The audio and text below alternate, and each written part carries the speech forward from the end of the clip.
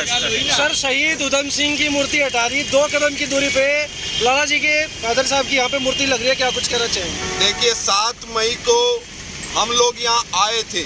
उस समय road roller द्वारा, जेसीबी द्वारा इस शहीद चौक को तोड़ा जा रहा था। तब हमने पूछा था, यहाँ पर एक जेई थे नगर निगम के, कि यहाँ क्या बन रहा है, तो उन्होंने कहा एक नया चौक बनाया जा रहा है। हमने सोचा ये वीर उधम सिंह का चौक है, देश के उस वीर सपूत का चौक है जिसने आज़ादी की लड़ाई में बहुत बड़ा बलिदान देश के लिए दिया था, और यहीं दोबारा से इस चौक को स्थापित किया जाएगा। परंतु आज देखा तो इस वीर स्मारक को तोड़कर भारतीय जनता पार्टी की तानाशाह सरकार ने यहाँ कोई मटका रख दिया और उधर एक अलग तरह का स्टैचू लगा दिया। हम किसी के खिलाफ नहीं, पर इस देश के गौरव से, इस देश के सम्मान से हम समझौता नहीं होने देंगे।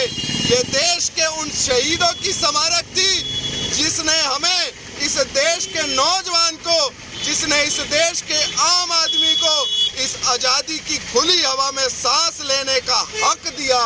आज उनके इस स्मारक को तोड़ा गया है। ये देश के नौजवानों का अपमान है।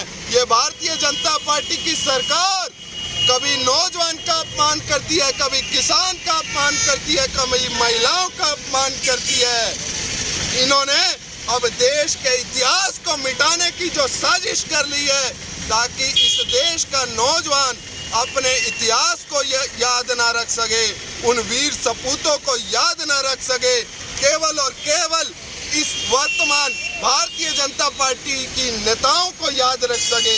ऐसा हम नहीं होने देंगे। मंशा क्या है, क्या मंशा है इनकी? चौक का नाम बदलने के पीछे क्या मंशा है? मंशा तो वही बता सकते हैं, पर जो ये अपमान किया शहीदों का, ऐसा अपमान ना तो इस प्रदेश का नौजवान बर्दाश्त करेगा, ना इस देश का नौजवान, और ना ही रोहतक का।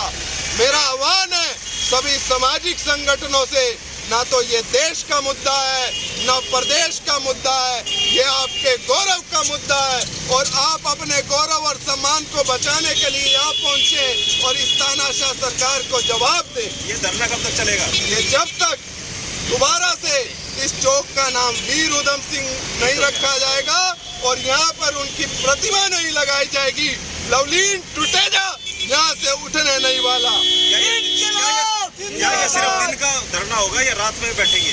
24 घंटे बैठेंगे, 24 घंटे बैठेंगे, 24 घंटे बैठेंगे, और भारतीय जनता पार्टी की तानाशाह सरकार के खिलाफ लड़ाई लड़ेंगे, क्योंकि हमें अपने देश से प्यार है। हमारे खून का कतरा कतरा इस देश के लिए है। मैं सबसे आह्वान करता हूं, हमें अपने देश के क्रांतिवीरों के सम्मान को बचाना चाहिए। लवली जी, आपके पास कोई डॉक्यूमेंट है, ऑथेंटिक कोई ऐसा सरकारी दस्तावेज जिसमें ये हो कि चौक का नाम बदल दिया गया है? प्रत्यक्ष को प्रमाण की जरूरत नहीं होती। अभी तो निर्माण चल रहा है, निर्माण खत्म कहाँ हुआ? ये भी तो देखो ना। प्रत्यक्ष निर्माण हो चुका है, आप देखिए कैमरों से। ये मटका रखा गया ऊपर, क्या मटका शहादत का प्रमाण है?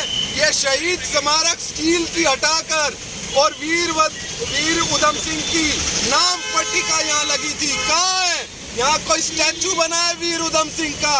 आप सभी कैमरे घुमा कर देखिए।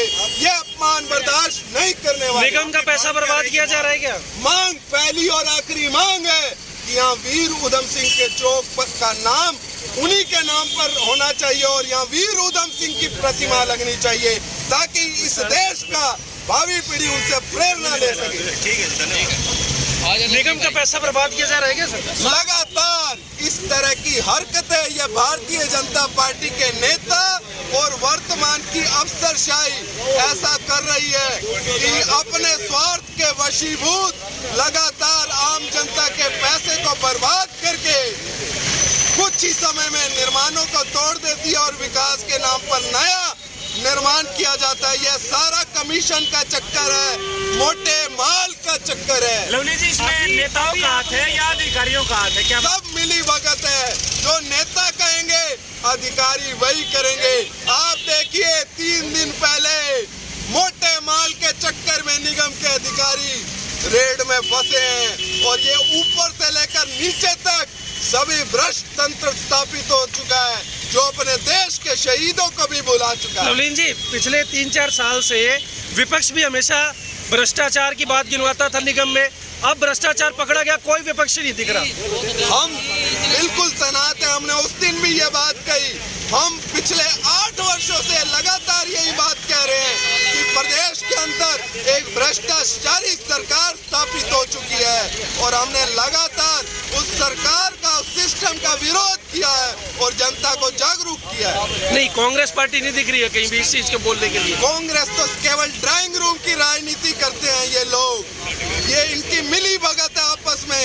ये मासड़ और घुफ्फड़ की जो जुगलबंदी प्रदेश को दिखाई दे रही है।